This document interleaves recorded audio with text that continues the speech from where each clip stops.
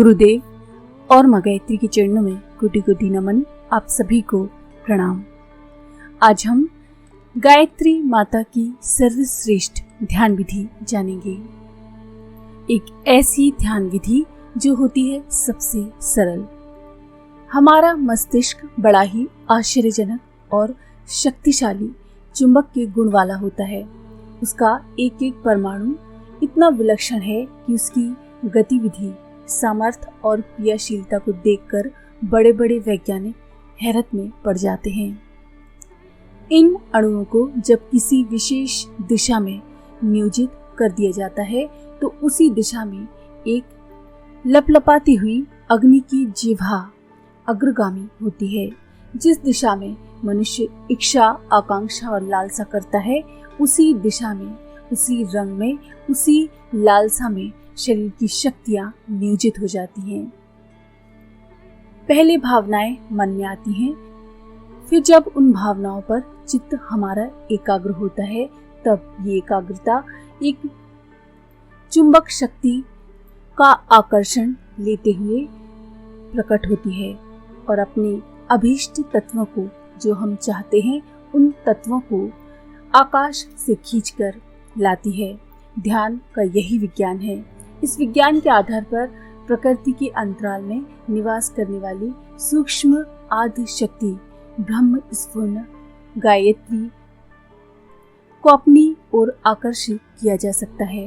उसके शक्ति भंडार को प्रचुर मात्रा में अपने अंदर धारण किया जा सकता है। तो आइए जानते हैं कि गायत्री को आकर्षित करने वाली वो ध्यान विधि गुरुदेव ने कौन सी बताई है। जब के समय अथवा किसी अन्य सुविधा के समय नित्य गायत्री का ध्यान किया जाना चाहिए। एकांत स्थान में, कोलाहल रहित शांत वातावरण के स्थान में स्थिर चित्त होकर ध्यान के लिए बैठना चाहिए। शरीर शिथिल रहे। यदि जप काल में ध्यान किया जा रहा है तब तो पालथी मारकर मेरुदंड सीधा रखकर ध्यान करना चाहिए। यदि अलग समय में करना हो तो आराम कुर्सी पर लेटकर या दीवार वृक्ष का सहारा लेकर भी साधना की जा सकती है। शरीर बिल्कुल शिथिल कर दिया जाए, इतना शिथिल मानो आपकी देह निर्जीव हो गई है, उसमें कोई जान ही नहीं है। इस स्थिति में आंखें बंद करके दोनों हाथों को गोदी में रखकर ऐसा ध्यान करना चाहिए कि इस संसार में सर्वत्र केवल नीला आकाश है, उसमें कहीं कोई वस्तु नहीं है। प्रलय काल में जैसी स्थिति होती है, आकाश के अतिरिक्त और कुछ नहीं रह जाता, वैसी ही स्थिति की कल्पना अपने मन में भली भांति अंकित करनी चाहिए। जब ये कल्पना चित्र भावना लोक में हमारे मन में भली भांति अंकित हो जाए तो सुदूर आकाश में एक छोटे ज्योति पिंड को, ज्योतिनुमा आकृति को सूक्ष्म नेत्रों से देखना चाहिए। सूर्य के समान प्रकाशवान एक छोटे नक्षत्र के रूप में गायत्री का ध्यान करना चाहिए। ये ज्योति पिंड अधिक समय तक ध्यान रखने पर समीप आता है और बड़ा होता जाता है और तेज उसका अधिक प्रखर हो जाता है। चंद्रमा या सूर्य के मध्य में ध्यान पूर्वक देखा जाए तो उसमें काले काले धब्बे दिखाई पड़ते हैं। इसी प्रकार उस गायत्री तेज पिंड में ध्यान पूर्वक देखने से आरंभ में भगवती गायत्री की धुंधली सी प्रतिमा दृष्टिगोचर होती है। धीरे धीरे ध्यान करने वाले को ये मूर्ति अधिक स्पष्ट, अधिक स्वच्छ और अधिक चैतन्य, हंसती, बोलती, चेष्टा करती, संकेत करती तथा हाव भाव प्रकट करती हुई दिखाई देती है। हमारी इस गायत्री महाविज्ञान पुस्तक के आरंभ में भगवती गायत्री का एक चित्र दिया हुआ है।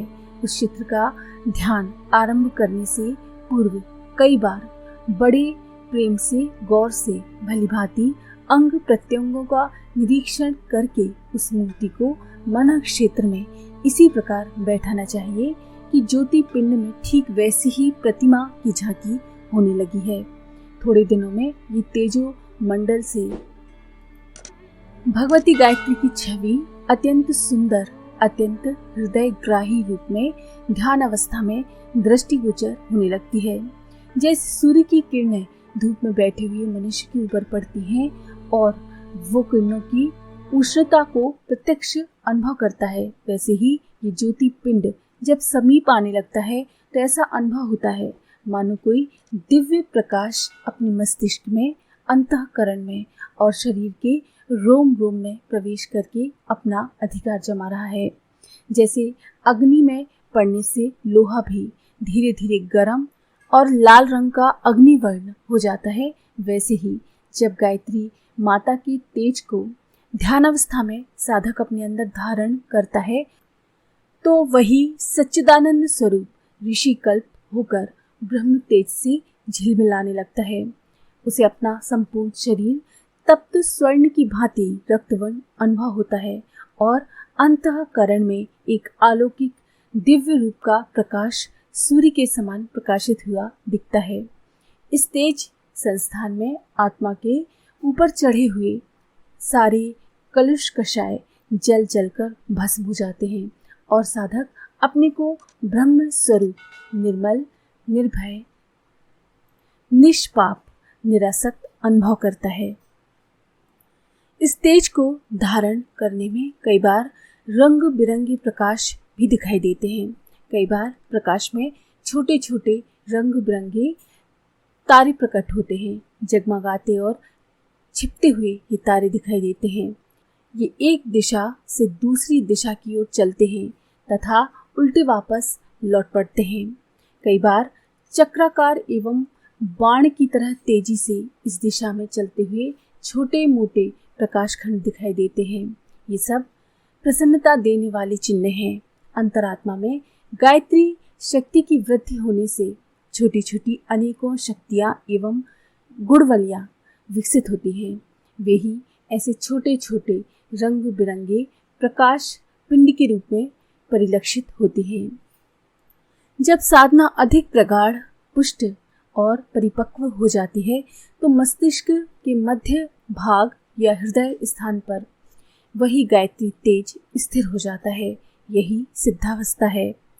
जब वो तेज आकाश से खिंचकर अपने अंदर स्थिर हो जाता है तो ऐसी स्थिति हो जाती है जैसे अपना शरीर और गायत्री का प्राण एक ही स्थान पर सम्मिलित हो गए हैं।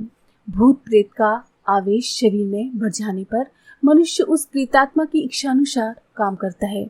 वैसे ही गायत्री शक्ति का आधार अपने अंदर हो जाने से साधक विचार, कर्म, आचरण, मनोभाव, रुचि, इच्छा, आकांक्षा एवं ध्येय में परमार्थ प्रधान रहता है। इससे मनुष्यत्व में से पशुता घटती है और देवत्व की मात्रा बढ़ जाती है। ये ध्यान गायत्री माता का सर्वोत्तम ध्यान है। जब गायत्री तेज पिंड की किरणें अपने ऊपर पड़ने की ध्यान भावना की जा रही हो तब ये भी अनुभव करने चाहिए कि ये किरणें सद्बुद्धि, सात्विकता एवं सशक्तता को उसी प्रकार हमारे ऊपर ढाल रही हैं जिस प्रकार की सूर्य की किरणें गर्मी तथा गतिशीलता प्रदान करती हैं। इस ध्यान से उठते ही साधक अनुभव करता है कि उसके मस्तिष्क में सद्बुद्धि, अंतःकरण में सात्विकता तथा शरीर में सक्रियता की मात्रा बढ़ रही है। ये वृद्धि यदि थोड़ी थोड़ी करके भी नित्य होती रहे तो धीरे धीरे कुछ ही समय में वो बड़ी मात्रा में एकत्रित हो जाती है, जिससे साधक ब्रह्म तेज का एक बड़ा भंडार बन जाता है। इस ब्रह्म तेज के बदले दैवी तथा सांसारिक सुख कोई भी वस्तु प्राप्त की जा सकती है। आज के लिए इतना ही।